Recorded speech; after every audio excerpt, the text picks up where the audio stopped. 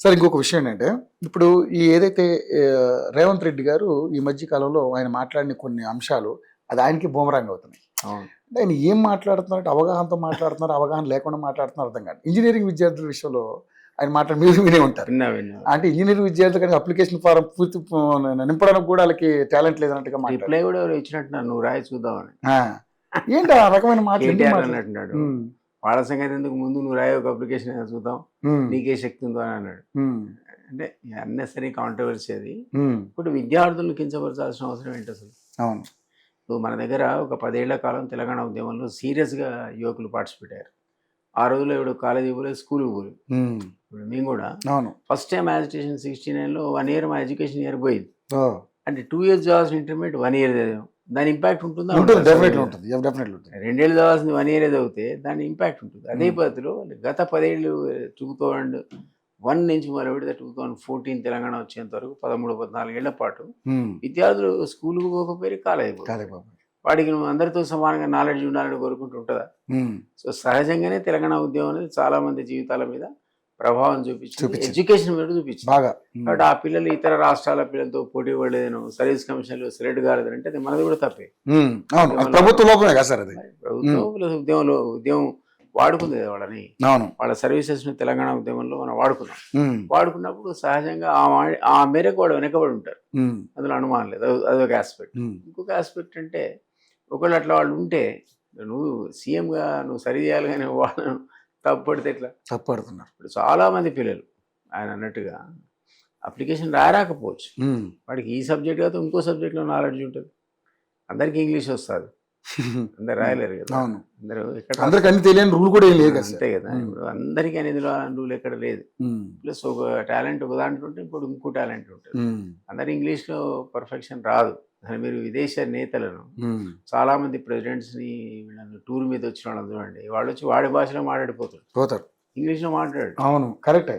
వేరే correct sir, correct. అధినేతలు ఉమ్, అక్కడ పోయి వాడు మన ప్రైమ్ మినిస్టర్ ఉంటాడు, ఉమ్, జర్మనీకి పోతాడు, ఉమ్, అక్కడ పోయి ఇంగ్లీష్లో మాట్లాడి అనుకుందాం. అవును. ఇప్పుడు జర్మనీలో మాట్లాడితే అర్థమైంది, కానీ ఇంగ్లీష్ ఇంగ్లీష్లో మాట్లాడతారు, మాట్లాడతారు ఒక హిందీలోనే మాట్లాడతారు. అంతే కదా. ఇక్కడ జర్మన్ వస్తుంది ఆయనకి రాదు కదా, దేశ భాష అది కదా. అవును. సో ఇవన్నీ మనం తప్పడానికి వీలేదు. మనది ఇంగ్లీష్ మాతృభాష కాదు. కాదు. అప్లికేషన్ రాలేదంటే నువ్వు అడిగేది ఏంటి, ఇంగ్లీష్లో ఏమని అడుగుతావు, అవును. అది మన నీ మాతృభాష అవును, ఇది పాయింట్. కాదు కదా. సో ఉమ్, ఈ టైప్ ఆఫ్ తప్పు పడటం అనేది తప్పదు. ఉమ్, సీఎం ఆ మాట అనకూడదు. ఉమ్. అన్నెసరిగా ఈ మధ్య మీరు అన్నట్టు చాలా సందర్భాలు నోరు జారు ఈ మధ్య కూడా సార్ గరుచుకుంటున్నాడు, ఆ, మళ్ళా బూమరాంగ్ అవుతుంది. బూమరాంగ్ వర్డ్ బూమరాంగ్ అవుతుంది. బూమరాంగ్. ఇట్లాంటి పిచ్చి మాటలన్నీ ఆయన మీదనే బూమరాంగ్ అవుతుంది. అవును. ఇది ఆయన తగ్గించుకోవాలి. అంతకుముందు కూడా నిరుద్యోగుల మీద కూడా ఎట్లా మాట్లాడారు సార్. మాట్లాడారు. అడ్డ రోడ్డు మీద అడ్డా మీద కూలీలని, వాళ్ళకి ఏమొచ్చో పని పాట లేకుండా ఉద్యమాలు చేస్తున్నారు. నిజమే, ఎవరు చేయాలి ఇది? ఉమ్, అసలు వాటి నిధులు ఎందుకున్నాడు? ఉమ్, బాధ్యత ఎవరిది? ఎవరిది? అయితే తల్లిదండ్రులది, కుటుంబంది, లేదా ప్రభుత్వానికి. ఉమ్, వేరే వాళ్ళది కాదు కదా. ఉమ్, ప్రభుత్వం బాధ్యత వహించాలి. ఒకవేళ ఒక్క నిరుద్యోగి ఉన్నది ప్రభుత్వ బాధ్యత. బాధ్యత. వాళ్ళ సిస్టమ్ అనేది ప్రొడ్యూస్ చేసినాక ఉమ్, వాడికి ఎంప్లాయ్మెంట్ క్రియేట్ చేయడం కానీ, ఆ ఎంప్లాయ్మెంట్కు తగినటువంటి ఆయన దగ్గర శక్తి లేకపోతే ఆ స్కిల్ ఇచ్చేటువంటి కార్యక్రమాలు కానీ, ఉమ్, లేదా ఈ రెండు చేత కాకపోతే వాడు ఒక ఉపాధి కల్పించేటువంటి ఏదైనా ఒక వ్యవస్థ సృష్టించి వాడు ఒక కంపెనీ పెట్టుకోవడానికి సహాయపడాల్సినటువంటి అన్ని బాధ్యతలు మూడు కూడా ఉమ్, ప్రభుత్వ బాధ్యతలే. అది తల్లిదండ్రులవి కావు. ఉమ్, మన దగ్గర ఆటో డ్రైవర్ ఉన్నాడు, వాడు పిల్లలు బాగా చదువుకోవాలని పబ్లిక్ సెక్టార్లో తీసుకుపోయి ఎక్కడో ప్రైవేట్ స్కూల్లో చేర్పిస్తున్నాడు, లక్షల రూపాయలు. మా దగ్గర ఒక ఎల్కేజీలో అడ్మిషన్ గురించి ఎవరో పిల్లాడు మాడుతుంటే, ఎంత బాబు అడ్మిషన్కి ఎంత కట్టామంటే ₹1,00,000. ₹1,00,000 పెట్టి వాడు ఎల్కేజీ కడితే వీడు ఎక్కడ సంపాదిస్తాడు, వీడు ఏం చేస్తాడు? ఈ ఆటో డ్రైవర్ ఏంది, ఎల్కేజీకి ₹1,00,000 కట్టుడు ఏంది? ఇది అంటున్నారు విచిత్రం. విచిత్రం. ఈ సిస్టమ్కి ఎవరు కారణం? అసలు ఆ ప్రైవేట్ స్కూల్ ఎందుకు నడుస్తున్నాయి? ఇప్పుడు 1,00,000 తీసుకుంటాడు, నువ్వేం పడుకున్నావు? అవి ఉండకూడదు కదా. నువ్వు ప్రభుత్వ పాఠశాలలు ఇంప్రూవ్ చేయాలంటున్నావు. అన్ని ప్రభుత్వ స్కూళ్ళు అన్ని పాఠశాలలు ఇంప్రూవ్ అయితే ప్రైవేట్ వాడు పోడు. ఎందుకు పోతున్నాడు అంటే ఆ ఫెసిలిటీస్ నీ కల్పించలే కాబట్టి. నీ దగ్గర అసలు తాగే నీళ్ళు లేకపోయా, అమ్మాయిలకు లాట్రిన్ లేకపోయా, టాయిలెట్ లేకపోయా, పిల్లలకు కూడా టాయిలెట్ ఇది లేకపోయా, బాత్రూమ్ లేకపోయా. మరి ఏం చేయాలంటే పోయి స్కూల్కి. సో ఎంత ఘోరం అది. సో ఈ ఫెసిలిటీస్ లేకుండా విద్యా వ్యవస్థను అసలు ఎవరు మీ విద్యామంత్రి ఎవరు? ఆయనే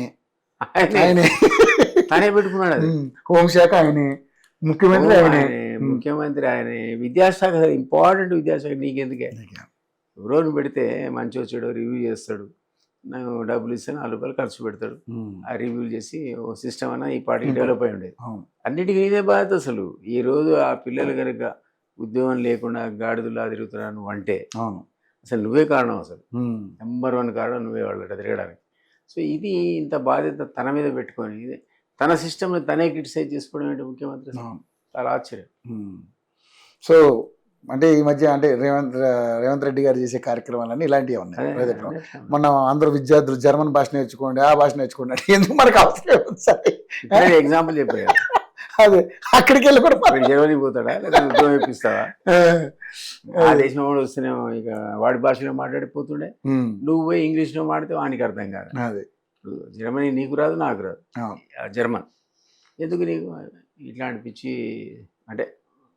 ఈ వాచాలతన అవసరం ఉంటుంది అనవసరం నిజంగానే అంటే ప్రజాపాలన మీద ఫోకస్గా ఉండాలి కానీ ఎందుకంటే చాలా ఘోరంగా ఉంది పరిస్థితి బయట మేము పబ్లిక్ వెళ్తున్నాం సార్ వీరిగా తిరుగుతారు కదా తిరుగుతున్నా ఎంత ఘోరం అసలు ఘోరంగా ఉంది సిచ్యువేషన్ ఇప్పుడు వరగొట్టేటట్టు ఉండదు అట్లా అట్లా మాట్లాడుతున్నారు అట్లా కరెక్ట్ ఇప్పుడు కనుక అవకాశం ఇస్తే ప్రజలు స్థానిక సంస్థల్లో గెలిచానని చెప్పి విరవీయడం కాదు రేపు MLA MLC and MP elections వస్తే చూడాలి నీ పరిస్థితి ఇప్పుడు తుక్కు కూడా కొడతారు అట్లా అయిపోయింది ఎందుకంటే నువ్వు చేసిన పనులు వాడు అడగరు ఏది చేయలేదో అడుగుతారు దాని సంగతి ఏంటి చెప్పండి ప్రజలు అంతే కదా సో అక్కడ కాంగ్రెస్ సగం హామీలు నెరవేర్చి మిగిలిన సగం నెరవేర్చలేక ఒక్క బుర్ర పడదు హామీలు డబ్బులు లేవు మనం చెప్పడం ఏంటి ఆయన చెప్తున్నాడు